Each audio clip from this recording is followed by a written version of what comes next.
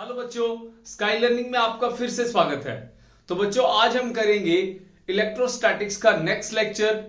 Question है बच्चों, solid sphere non conducting, जिसकी वजह से इलेक्ट्रिक फील्ड जो है वो वेरी करता है। उसका एक ग्राफ है, 4 ग्राफ आपके सामने दे रखे हैं, कोई एक सही है। जेई 2023 का क्वेश्चन है बच्चों।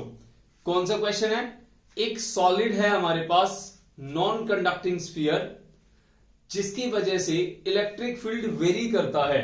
अगर हम उसका आर पॉइंट चेंज करते हैं सेंटर से, जैसे हमारे पास एक स्फीयर है, इसका सेंटर पॉइंट है ये ओ, यहां से कोई पॉइंट बाहर हमने कंसीडर कर लिया, स्फीयर से बाहर, वहां पे इलेक्ट्रिक फील्ड कितना होगा, सरफेस पे कितना होगा, अंदर कितना होगा।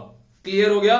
और टॉपिक किसके ऊपर बेस्ड है? सॉलिड नॉन कंडक्टिंग या सॉलिड इंसुलेटिंग स्फीयर। क्लियर है? तो आपके सामने 4 ऑप्शन दिए हुए हैं, ठीक है। तो एक बार मैं इसको थोड़ा सा एक्सप्लेन कर देता हूं। ये हमारे पास एक स्फीयर है, पॉइंट है ओ, ठीक है। इसके ऊपर चार्ज है क्यू, स्फीयर पे चार्ज है क्यू। एक पॉइंट मैंने यहां मान लिया, यहां से इसका डिस्टेंस क्या हो जाएगा? Small R. और जो रेडियस है स्फीयर का वो है कैपिटल आर।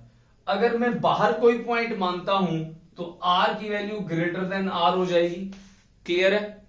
अब यहां पे इलेक्ट्रिक फील्ड की वैल्यू किस तरह से चेंज होगी जब हम इसको ग्राफिकली रिप्रेजेंट करेंगे। ई वर्सेस आर, 4 ग्राफ दे रखे हैं, कोई एक सही है और 3 गलत है। दूसरा, जब ये पॉइंट सरफेस पे आ जाएगा तब क्या होगा।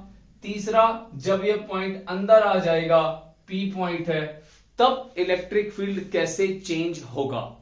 इसी के बेसिस के ऊपर हमारा ये ग्राफ है। समझ में आ गया? इनमें से जो सही आंसर है बच्चों वो है ये वाला डी, ठीक है। अब यहां पे ये जो आंसर डी है, ये समझेंगे कि ये डी क्यों है। क्लियर हो गया? तो फटाफट क्वेश्चन को नोट कर लो। तो हम स्टार्ट करते हैं इसका एक्सप्लेनेशन। क्लियर है? तो आप इसको ऐसे भी कह सकते हो, ये गॉस थ्योरम का एप्लीकेशन है कि electric field due to solid sphere, and sphere कैसा है? Non conducting. ठीक है, स्टार्ट करते हैं बच्चों। इसका स्क्रीनशॉट ले लो या इसको नोट कर लो, क्योंकि मैं इसको मिटाने जा रहा हूं। चलो, ध्यान रखना इस क्वेश्चन को।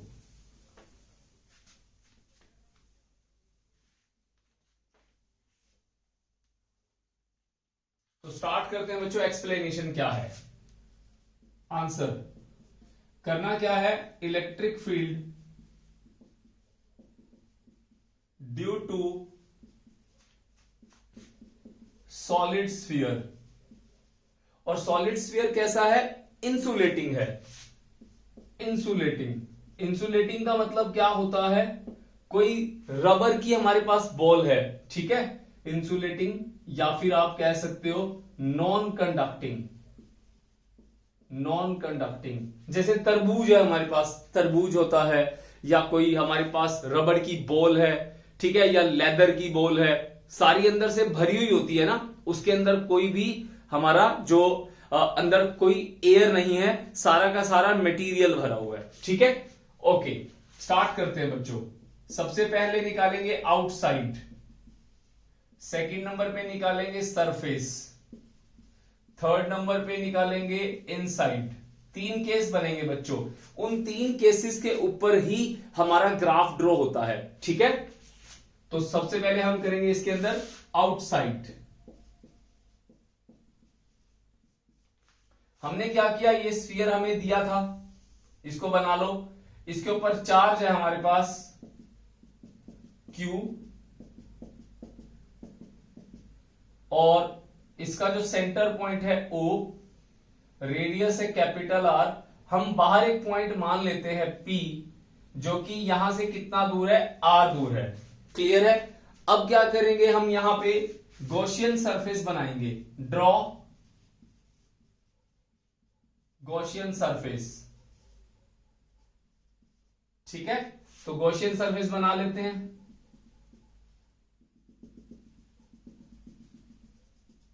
ठीक है, गॉसियन सरफेस बन गया। अब इसका जो सरफेस है हमारे पास, ये जो सरफेस है इसका जो रेडियस है आर वो बड़ा है स्फीयर के रेडियस से, क्लियर है, उससे बड़ा रेडियस है।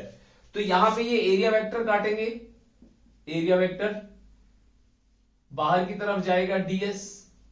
एरिया वेक्टर क्या होता है, किसी भी सरफेस के ऊपर एक छोटा सा पोर्शन एरिया का जिसपे डायरेक्शन जो होती है हमें पता लगती है कि एरिया वेक्टर हमारा आउटवर्ड है कि इनवर्ड है। यहां पे हमने एरिया वेक्टर बाहर की तरफ बनाया है ये फेस पे, तो हमारा एरिया वेक्टर क्या हो जाएगा, ये बाहर की तरफ। अब थोड़ा सा मैं तुम्हें थोड़ा और बताता हूं। जैसे मान लो ये शीट है, ठीक है, ये हाथ मेरा शीट है, यहां पे एरिया वेक्टर कैसे होगा, ऐसे होगा, समझ में आ गया, ये देखो ऐसे परपेंडिकुलर, ये परपेंडिकुलर होगा, क्लियर है, समझ में आ गई बात। ये बोर्ड का एरिया वेक्टर क्या होगा, ये बोर्ड का एरिया वेक्टर ये ऐसे बना दिया मैंने, तो ये तुम्हारी तरफ आएगा ऐसे, ये एरिया वेक्टर हो गया।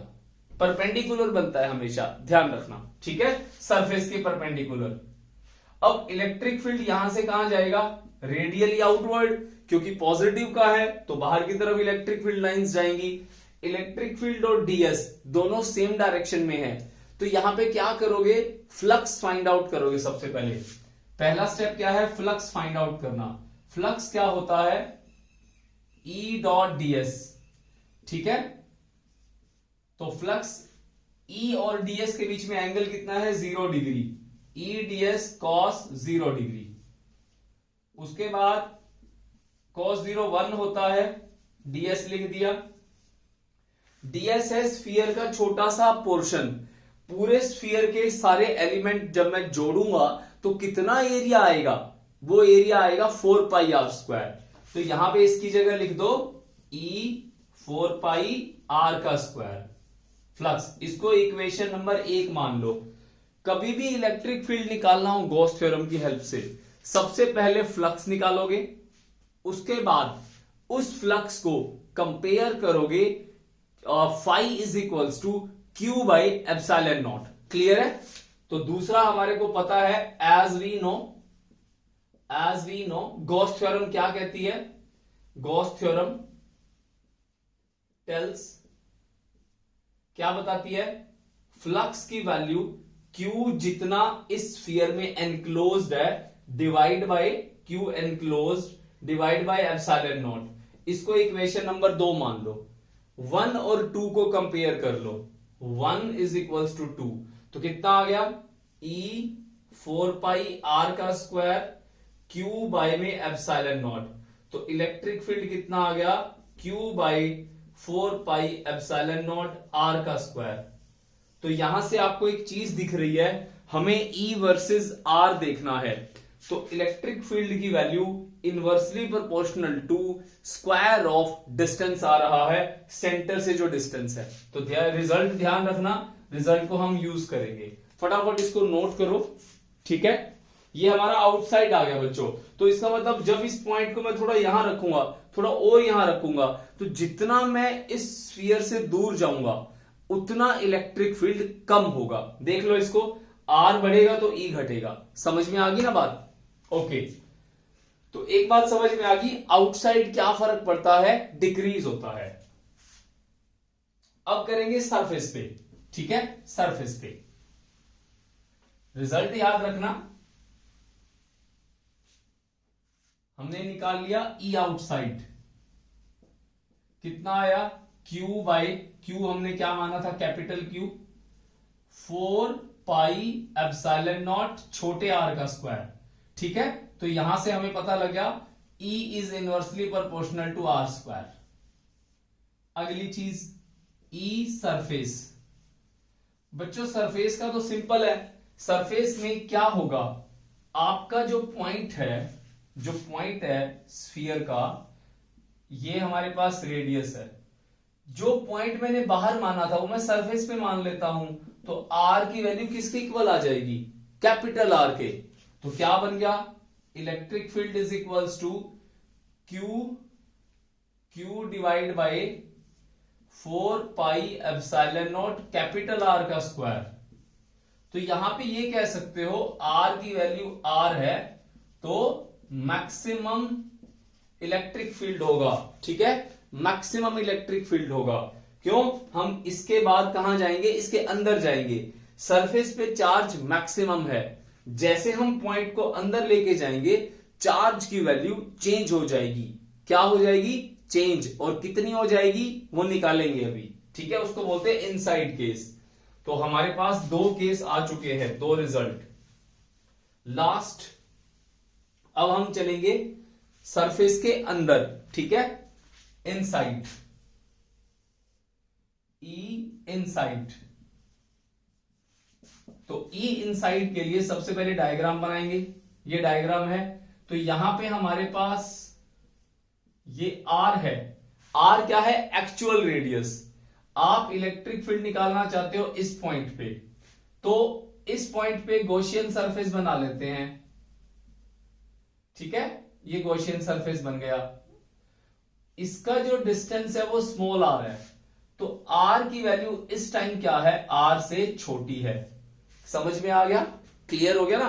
अब इतना जो पोर्शन है पूरे पे चार्ज कितना है? क्यू है। इस पे चार्ज कितना है? क्यू नहीं होगा, क्यू डैश होगा। कितना होगा? क्यू डैश होगा। समझ में आ गया ना? ठीक है, चलो स्टार्ट करते हैं। तो सबसे पहला काम क्या होता है? फ्लक्स फाइंड आउट करना। फ्लक्स की वैल्यू ई ds cos 0 डिग्री, क्योंकि यहां पे हम क्या करते हैं? एरिया वेक्टर काट देते हैं बाहर की तरफ। ये चार्ज है, ठीक है, 0 डिग्री आ गया। तो फ्लक्स कितना आ गया? ई ds। तो फ्लक्स कितना आ गया? E 4 पाई r का स्क्वायर, इक्वेशन नंबर 1। यहां तक बिल्कुल सेम है, अगला स्टेप भी सेम है। तो फिर फ्लक्स क्या होता है? Q enclosed. अब कितना हमारा चार्ज इसमें बंद है? Q dash divide by epsilon not, equation number 2। हमें अब इस Q डैश की वैल्यू नहीं पता, उस वैल्यू को फाइंड आउट करना होगा, उसको यहां पुट करना होगा। उससे पहले इसको थोड़ा सिंप्लीफाई कर लेते हैं। 1 इक्वल्स टू 2, 1 और 2 को इक्वल कर दो, इक्वेट करा दो, ठीक है। तो क्या आ गया? E 4 पाई r का square Q dash divide by epsilon not. E कितना आ गया? Q डैश 4 पाई r स्क्वायर एप्सिलॉन नॉट। ये चार्ज आ गया बच्चों। अब हमें क्या करना है? इस Q डैश की वैल्यू को पता लगाना है, यहां पुट करना है, इलेक्ट्रिक फील्ड हमारा आ जाएगा। ओके, इसके लिए ना एक फॉर्मूला है, आपको वो याद रखना है। आपको क्या करना है? Q डैश पता लगाना है। क्लियर हो गया? ओके, मैं इसको मिटो देता हूं।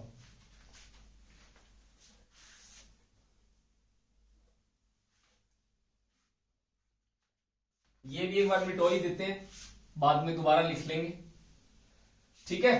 तो हमें Q डैश पता करना है। एक फॉर्मूला होता है बच्चों, याद रखना formula, rho is equals to charge पर यूनिट वॉल्यूम। रो क्या होता है? हमारा volume charge density, volume charge density, याद रखना।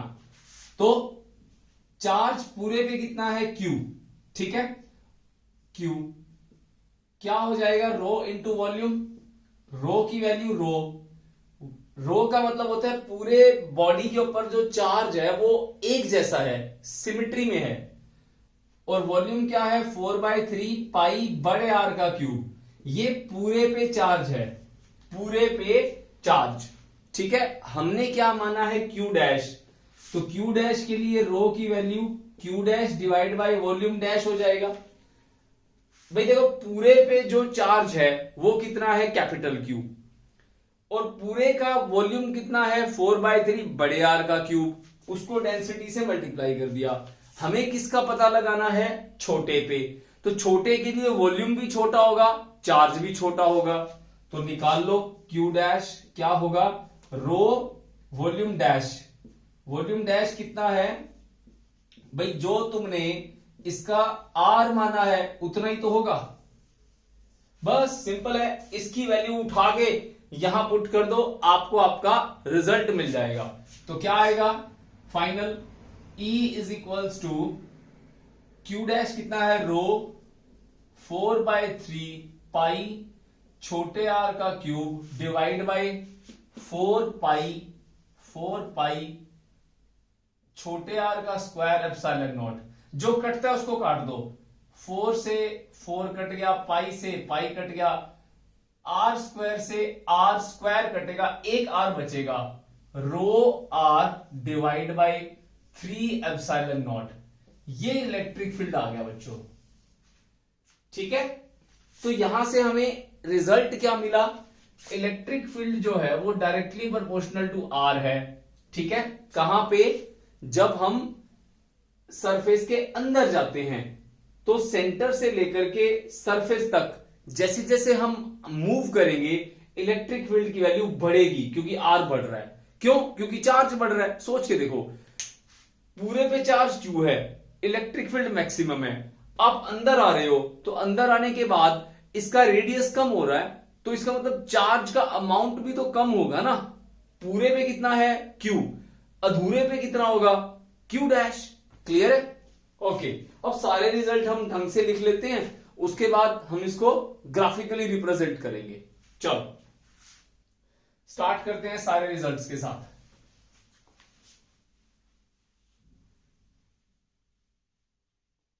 तो सबसे पहले क्या लिखा था? E is equals to outside, Q क्या लिखा था? कैपिटल, बाय में 4 पाई एप्सिलॉन नॉट छोटे आर का square, E surface Q divide by 4 pi epsilon naught बड़े आर का स्क्वायर, E इनसाइड कितना है? रो आर बाय में 3 एप्सिलॉन नॉट। तो यहां से पता लग रहा है E is inversely proportional to R square. यहां पे R की वैल्यू R है तो मैक्सिमम होगा इलेक्ट्रिक फील्ड। यहां पे इलेक्ट्रिक फील्ड की value directly proportional to R है, R बढ़ेगा E बढ़ेगा।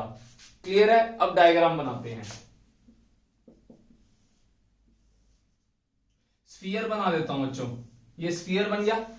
ठीक है, अब यहां से सेंटर पे हैं, सेंटर से यहां तक का डिस्टेंस कितना हो गया? यहां पे कैपिटल R, ये R हो गया, ये E हो गया। अब देखो, अंदर से जब हम सरफेस की तरफ जा रहे हैं तो R बढ़ रहा है तो E भी बढ़ेगा, तो डायरेक्टली प्रोपोर्शनल। तो ये बन गया हमारा डायरेक्टली प्रोपोर्शनल, डायरेक्टली प्रोपोर्शनल। उसके बाद क्या है? मैक्सिमम है, तो यहां पे हमारा मैक्सिमम पॉइंट आ गया, ये मैक्सिमम आ गया। ठीक है, यहां तक ये मैक्सिमम आ गया। उसके बाद क्या आ रहा है? घट रहा है, घट रहा है। समझ में आ गया? तो ये स्फीयर को अगर मैं मिटो दूं तो कैसा बनेगा ग्राफ?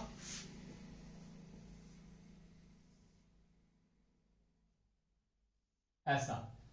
तो यहां पे क्या है? E is directly proportional to R। यहां पे क्या है? R is equals to R।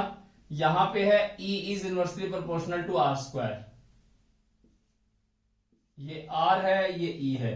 तो आपने अगर वो क्वेश्चन का स्क्रीनशॉट लिया था या उसको नोट किया था तो उसमें जो हमारा ऑप्शन था वो 4th ऑप्शन था। समझ में आ गया बच्चों? तो आज का जो हमारा टॉपिक था क्या था? Electric field due to solid sphere. और स्फीयर कैसा है? नॉन कंडक्टिंग है, मतलब रबड़ का है, लेदर का है। समझ में आ गया? इस तरह का है। चलो बच्चों, मिलते हैं अगले वीडियो के अंदर नए क्वेश्चन के साथ। तब तक के लिए बाय बाय, टेक केयर।